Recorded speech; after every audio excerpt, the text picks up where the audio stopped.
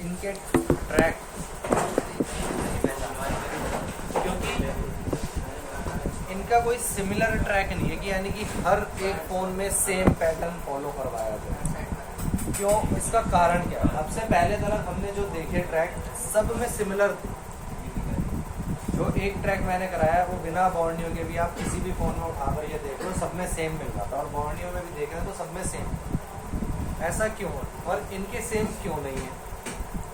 तो इनका फ़र्क पड़ता है फीचर्स के ऊपर। कुछ फ़ोन ऐसे होते हैं जो पहले के फ़ोन स्टार्टिंग से जो इस वाले डिपार्टमेंट पे या इस वाले ट्रैक के लिए है, कई फ़ोनों के अंदर सिर्फ ब्लूटूथ आया करती थी, वाईफाई जीपीएस नहीं होता था। कुछ फ़ोनों में वाईफाई जीपीएस होता भी था, कुछ फ़ोनों के अंदर एफएम ब्लूटूथ के साथ बस जीपीएस होता था, वाईफाई नहीं होता था। धीरे धीरे इसे कंपलसरी कर दिया गया कि हर फ़ोन के अंदर एफएम ब्लूटूथ वाईफाई जीपीएस चारों चीज़ें आने लगी। अब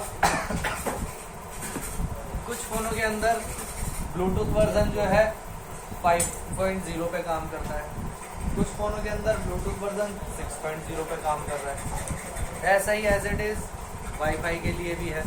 वाईफाई वर्जन के भी सब में अलग अलग टाइप के यूज़ किए जाते हैं। जैसा जितना महंगा फ़ोन उसमें उतनी फास्ट कनेक्टिविटी, साथ ही साथ इन्हीं में इंफ्रारेड भी आ जाता है, NFC जिसे आप बोलते हैं आज के टाइम में। तो हर फ़ोन के अंदर सेक्शन अलग सा है, किसी में भी सिमिलर है नहीं। दूसरा कि जैसा हम पैसा खर्च करते हैं वैसी हमें उस पर आईसियाँ मिलती हैं, PMIC जो पावर के लिए काम करती है। तो जो हमारी पावर आईसी काम करती हैं, किसी फ़ोन में एक लगी होती है, किसी में 2 तो किसी में 3 भी पाई जाती है। उसी के हिसाब से लोड को अलग अलग आईसीओ पे डिवाइड किया जाता है। अभी फिलहाल हमने MI Note 7 Pro का बॉर्नियो सेटअप खोल रखा है, जिसके अंदर अगर आप देखोगे तो 2 PMIC हैं और दोनों में एक स्मॉल PM है और एक मेन PM है। तो जिसके लिए दोनों ही आईसीओ से वोल्टेज आउटपुट होता है। इनके ऊपर 4 वोल्टेज आपको देखने को मिलती है, चारों ही चारों एक्टिव वोल्टेज में आती हैं ज़्यादातर। एक उसमें VPH रहेगी, 3 उसमें एक्टिव रहती है। जिसमें वोल्टेज की एक तो मिलेगी 1 वोल्टेज के लिए, दूसरी भी 1 वोल्टेज के लिए, तीसरी 1.2 के लिए, 1.8 के लिए।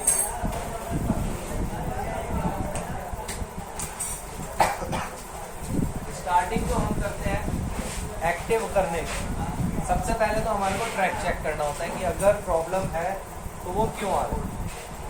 कुछ चीज़ें ऐसी हैं जिनको हम फुल टेस्टिंग करके जान सकते हैं, कुछ चीज़ें ऐसी हैं जिनको सिर्फ और सिर्फ हॉट टेस्टिंग से ही डायग्नोस किया जा सकता है। अब हॉट टेस्टिंग के डायग्नोस करने के लिए आपके पास डायग्राम चार्ट होना चाहिए। अगर डायग्राम चार्ट नहीं है तो हर एक आईसी की इसी पिन पर वोल्टेज प्रोवाइड होगा, ऐसा भी नहीं है। क्यों? क्योंकि किसी फ़ोन के अंदर आपको सेम कंपोनेंट मिलेंगे तो किसी के अंदर बहुत कम कंपोनेंट भी देखने को मिलेंगे, जिसकी वजह से आप डायग्नोज नहीं कर पाएंगे कि उस किस जगह पर चेकिंग करनी पड़ेगी। अगर बॉर्नियो है तो बहुत इजीली चेकिंग हो जाती है। जैसे सबसे पहले तो प्रॉब्लम देखनी है आपको कि क्या आ रही है।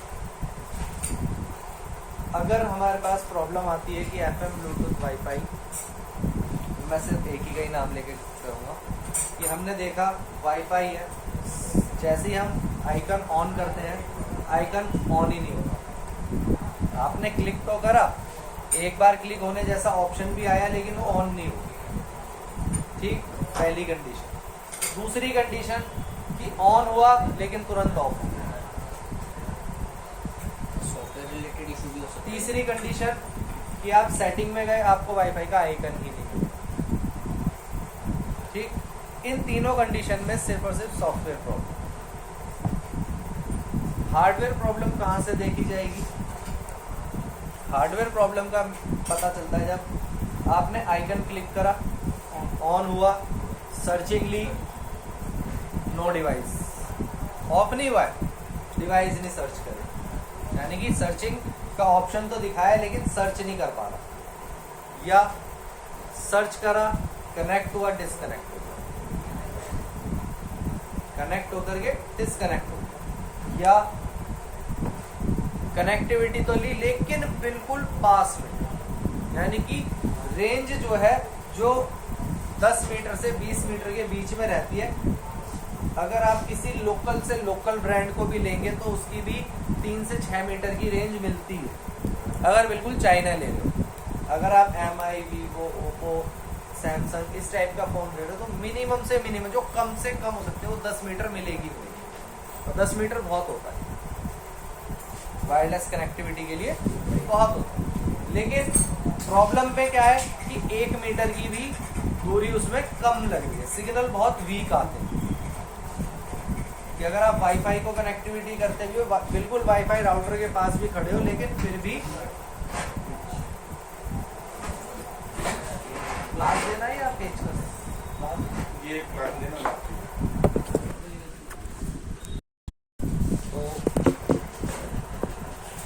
इसमें रेंज की प्रॉब्लम कि राउटर के पास खड़े होने पर भी आपको सिग्नल 1 या 2 मिल पा रहा है।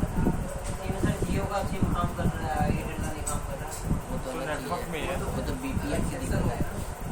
प्रॉब्लम अलग हो गई, फिलहाल वाईफाई ब्लूटूथ पे बात कर रहे हैं। तो इन कंडीशनों के अंदर हार्डवेयर प्रॉब्लम होगी ना, या फिर ऑन तो करा कुछ भी नहीं फर्क पड़ा, लेकिन आइकन ऑन पे है।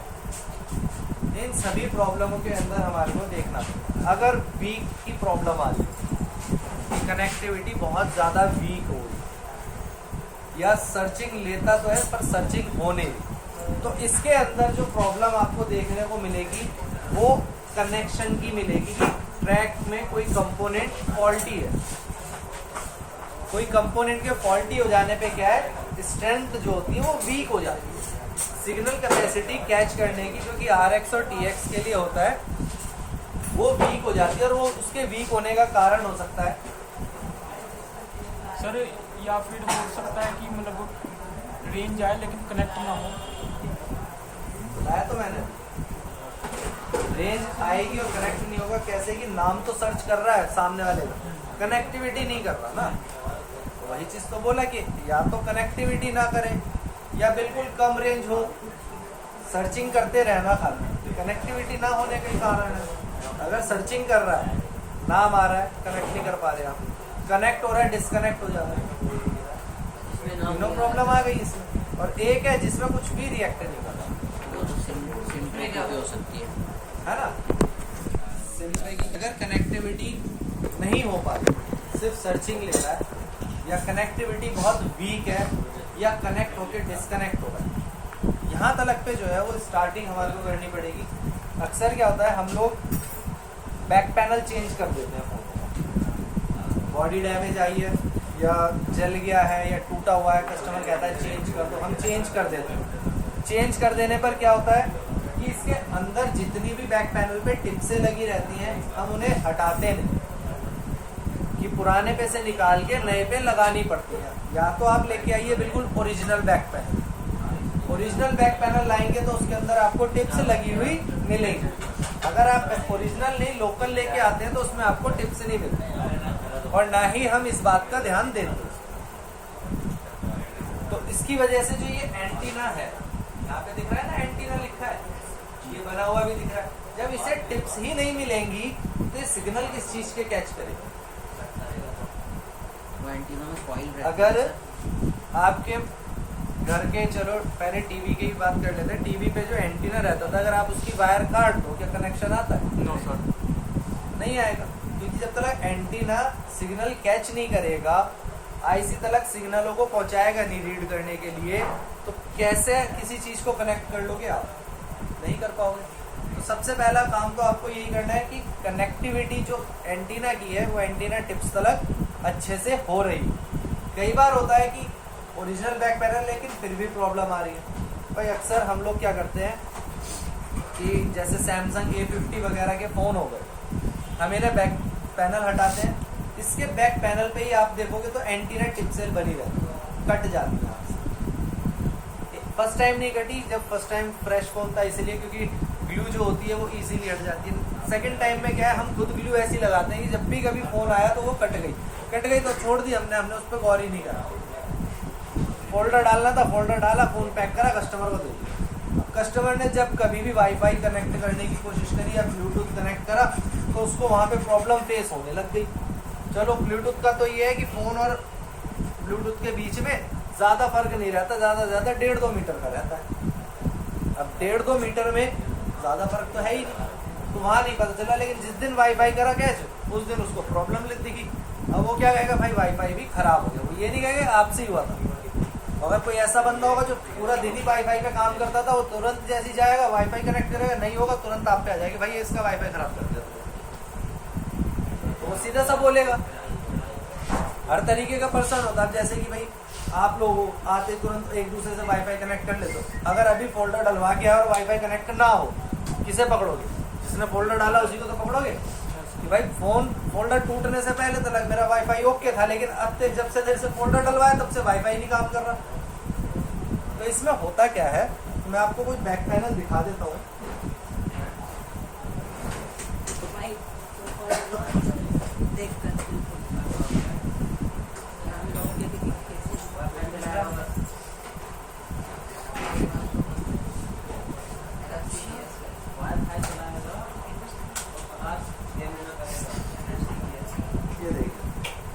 ये रहा सैमसंग का ही बैक पैनल है।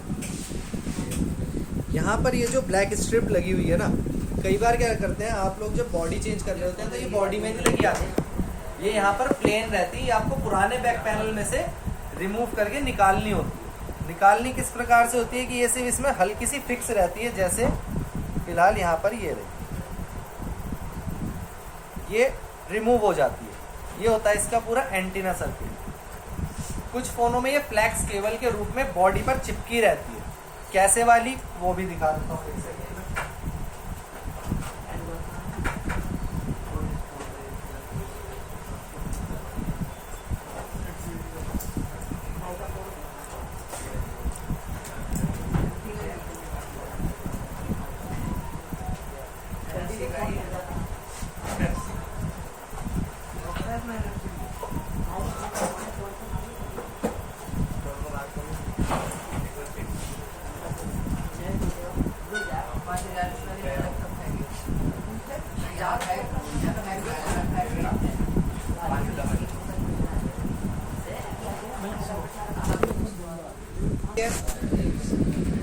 तो ये जो होती है फ्लैक्स केबल वाली होती है। अगर ये एंटीना भी कट जाते हैं किसी भी कारण से, तब भी इसकी कनेक्टिविटी तो आपने ब्रेक कर दी। तो इसकी कनेक्टिविटी ब्रेक हो जाने के बाद प्रॉब्लम यही आएगी कि जब आप वाईफाई वगैरह कुछ भी कनेक्ट करने की कोशिश करेंगे तो वो कनेक्ट नहीं होगा।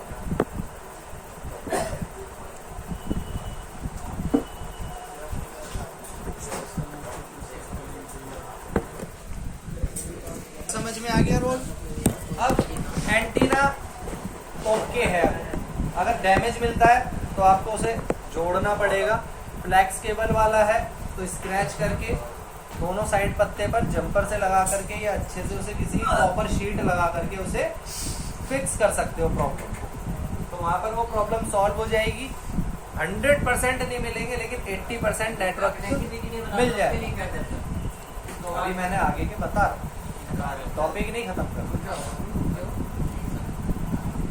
तो यहाँ पर आपके नेट एंटीना से जो प्रॉब्लम आ रही थी वो सॉल्व हो जाती है। किस तरीके से कि अगर फ्लैक्स कट गई है उसको स्क्रैच करके आप उसे टाइप का एंटीना हो गया है आपसे, तो मजबूरन या कैसे भी आपको करके इसके लिए ओरिजिनल बॉडी ही लानी पड़ेगी, उसी के अंदर ही आपको मिलेगा। कई बार लोग क्या करते हैं, जिस जगह ये एंटीना टिप से अटैचमेंट होती है, जैसे कि यहाँ पर ये 2 होल दिख रहे हैं ना सबको, यस सर। तो पूरे की अटैचमेंट यहाँ आ रही है। तो यहाँ पे क्या करते हैं, इससे एक जंपर वायर निकालते हैं, उसको पूरे बोर्ड पर फैला देते हैं राउंड सर्कल में, जैसे कि ये फैला हुआ है ऐसे ही पूरे बोर्ड पर फैला देते हैं, कम से कम 8-10 बारी बोर्ड के हिसाब से पूरे का। और उसके बाद दूसरी जो वायर का कोना बचा वो दूसरी टिप्स पे छोड़ लेगा। इससे भी कनेक्टिविटी आ जाती है, लेकिन इससे आती है 40-50%। कॉइल टाइप की बना देते हैं। फ्रीक्वेंसी कॉइल बना तो दी जाती है, लेकिन इससे क्या आते हैं 40-50% ही नेटवर्क कवर कर पाता है, क्योंकि ये आपने सिर्फ एक जुगाड़ करा है एंटीना बनाने का, परमानेंट सॉल्यूशन फिक्स नहीं करा। अगर आप परमानेंट सॉल्यूशन फिक्स करते हो तो ये प्रॉब्लम सॉल्व हो जाएगी। और जो मैंने 3 बताई, वीक की या कनेक्ट होकर डिस्कनेक्ट की या सिर्फ सर्चिंग करने की, ये तीनों कंडीशन में इस प्रॉब्लम से सॉल्यूशन मिल जाए। लेकिन अगर एंटीना ओके फिर भी यही प्रॉब्लम है तो हो सकता है एंटीना टिप्स जो है यहाँ पर बोर्ड वाली आपसे डैमेज हो गई। कई बार आप करते हैं काम कर रहे हैं कि पीसीबी होल्डर पे बोर्ड को फिक्स कर रखा था, देखा नहीं, ध्यान नहीं दिया, टूट गया। या कस्टमर ने फोन पैक के मारा था, कॉर्नर पे से बोर्ड बैंड हो रखा था, बोर्ड आपने सीधा करा तो टूट गया। या एंटीना टिप्स टूटी पड़ी है, प्रिंट वहाँ पे है नहीं। प्रिंट अगर नहीं भी है तो एंटीना टिप्स के पास में जो कंपोनेंट लगे हुए होंगे, इनसे आपको जंपर निकाल के बोर्ड से बॉडी के एंटीना पे फिक्स करना, कनेक्टिविटी करनी पड़ेगी।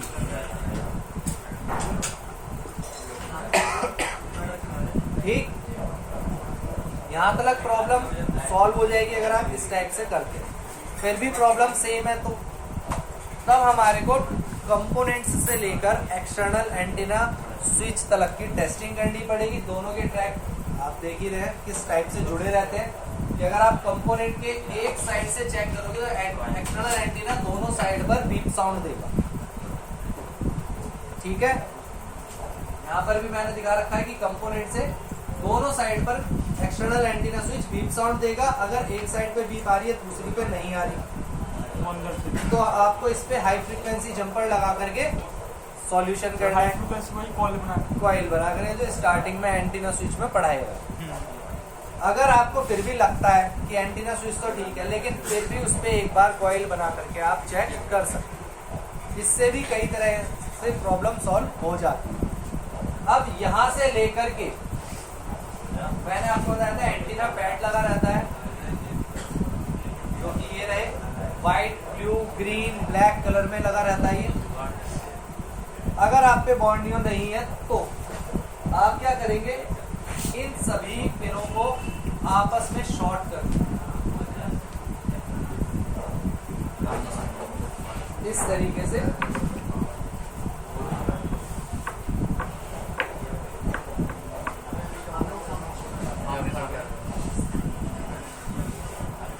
सारे पिनों को आपस में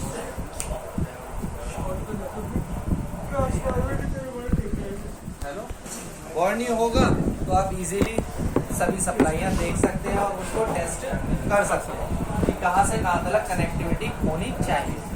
अब यहाँ तक आपने टेस्टिंग कर ली, लेकिन इतने तक ज़्यादातर प्रॉब्लम सॉल्व हो जाती है, क्योंकि मैंने ग्रुप में आपके पास कई बार एंटीना स्विच की फ़ोटो जब डाली थी एंटीना पैड की, तो उसमें एक बोर्ड की भी फ़ोटो डाली थी जिसपे हमने जंपर लगा रखे। उसमें सेम प्रॉब्लम थी, सैमसंग A50 तक नेटवर्क वगैरह सब ओके थे, लेकिन ब्लूटूथ वाईफाई काम नहीं कर रही थी। जब हमने एंटीना पैड चेक करा तो एंटीना पैड ओपन आ रहा, उसे शॉर्ट करा और प्रॉब्लम का सॉल्यूशन करा। ये तब करा गया था जब बॉर्नियो में A50 नहीं ऐड हो रहा था, ठीक है ना। तो उस टाइम पे वो जो पिक क्लिक करी गई थी वो ये देखने के लिए क्लिक करी गई थी कि सही तरीके से जंपर लगे हुए हैं या नहीं। जंपर लगाते ही प्रॉब्लम सॉल्व हो गई थी और सॉल्यूशन ओके हो गया। इसके बाद आपके पास बॉर्नियो होना ज़रूरी है, क्योंकि इसके बाद जो है तीनों वॉल आईसियाँ आपके सामने आ जाएंगी। जिनका आपको पहले तो पास तलक का ट्रैक चेक करना है आईसी से पहले तलक। ठीक, आईसी से पहले तक के सभी ट्रैक आपस में बीप साउंड करते हैं यहाँ तक। इसके बाद में यहाँ पर आपको वोल्टेजेस चेक करनी है। अगर आप यहाँ पर वोल्टेज देखेंगे तो 1.8 की वोल्टेज आपको मिलेगी। 1.8 की वोल्टेज मिलनी चाहिए आपको। दूसरी वोल्टेज यहाँ पर जितनी भी ये पिने देख रहे हैं ये वाईफाई आईसी है। वाईफाई आईसी की कनेक्टिविटी WDR आईसी से भी रहती है। अब इन सब पे सबसे पहले अगर वोल्टेज नहीं मिल रहा है तो हमारे को चेक करना पड़ता है। वोल्टेज ना मिलने का कारण हो सकता है WDR आईसी के पास भी वोल्टेज ना मिले। अब देखने वाली बात यह है, सुनिए और समझिएगा बस।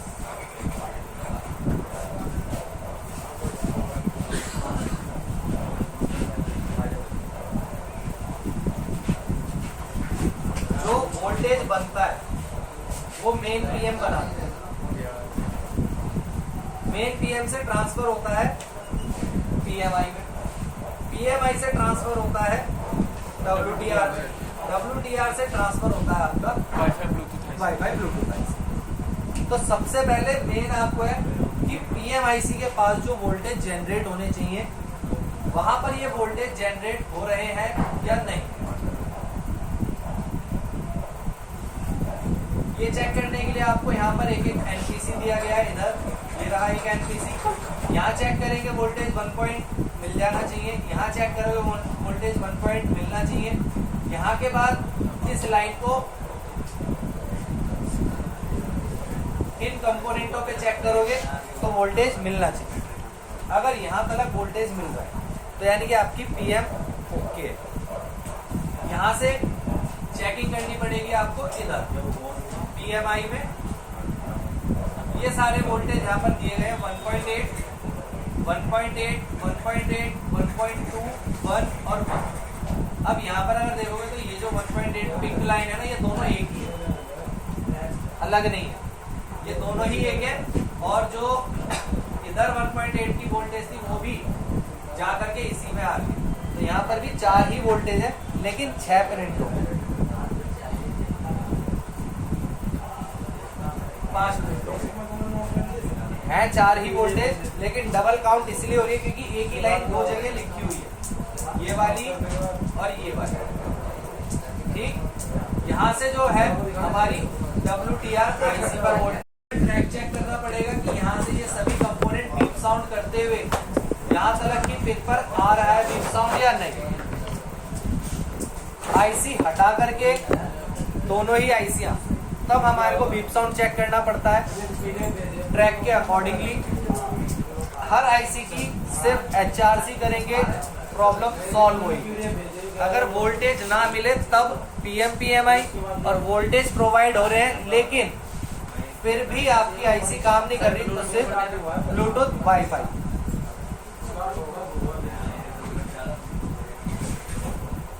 तो वोल्टेज मिलने पे PMI को टच नहीं करा जाएगा। वोल्टेज ना मिलने पर PM और PMI की HRC होनी है। और प्रॉब्लम आपको 2 ही मिलेगी, या तो आपको वोल्टेज नहीं प्रोवाइड होगा, वोल्टेज नहीं प्रोवाइड हो रहा है तो सबसे पहले PMI की HRC होनी है। अगर वोल्टेज मिल गया तो सिर्फ ब्लूटूथ और WDR दोनों ही है। ये वाली जो दोनों आईसी बनती है ये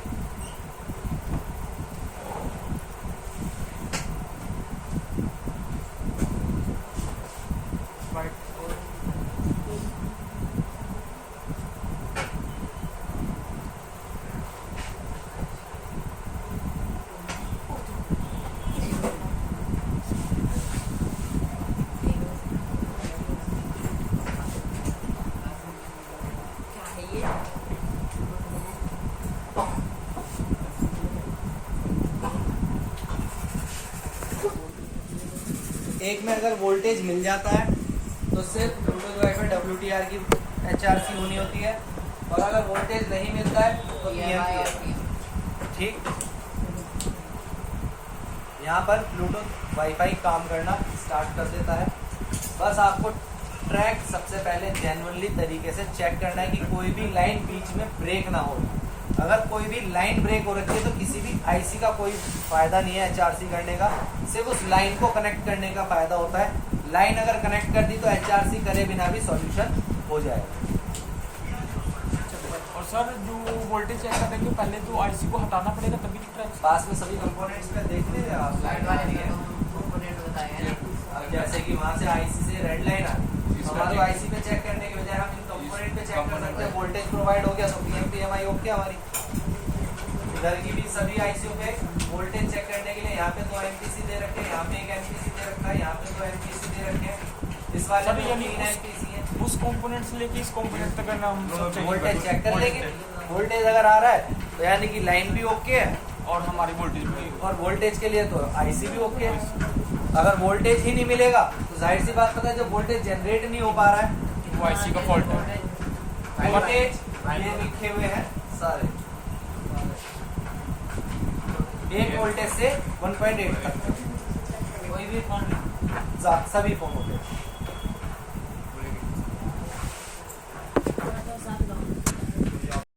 बॉन्ड लेके तो इन्हें करना सभी के लिए नामुमकिन है, क्योंकि इसमें कौन सी लाइन सीपीयू की किस बॉल पे जा रही है इसका कहना नामुमकिन है ना। सेम कोई ट्रैक है ही नहीं, ना ही आपको इस पे ज्यादा कंपोनेंट देखने को मिलते हैं और कंपोनेंट हर फोन में मिले पॉसिबल ही नहीं। यहाँ तो कनेक्टर के पास इसने दे भी रखे हैं, हम कंपोनेंट पे टेस्टिंग कर लेते हैं, सारे सीरीज के कंपोनेंट लगे हुए हैं। लेकिन अगर कंपोनेंट ना मिले तो सारे के सारे ट्रैक सीपीयू का और एक ट्रैक पावर आईसी का बिल्कुल टच वाला कनेक्शन है इसका भी, जैसे टच के लिए कनेक्टिविटी दी जाती है सेम फिंगरप्रिंट की। सेंसर्स के बारे में बात कर लेते हैं।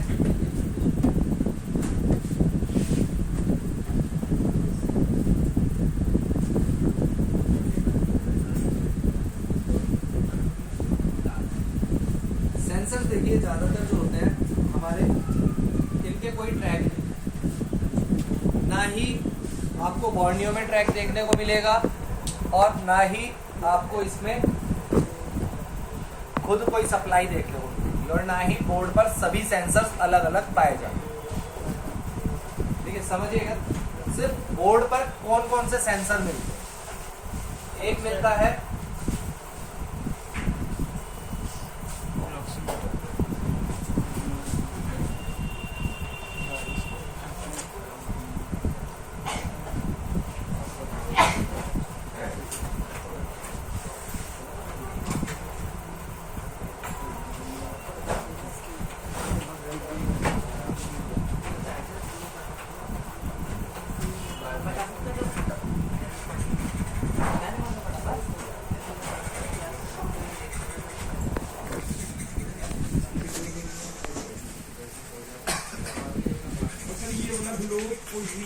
जीपीएस।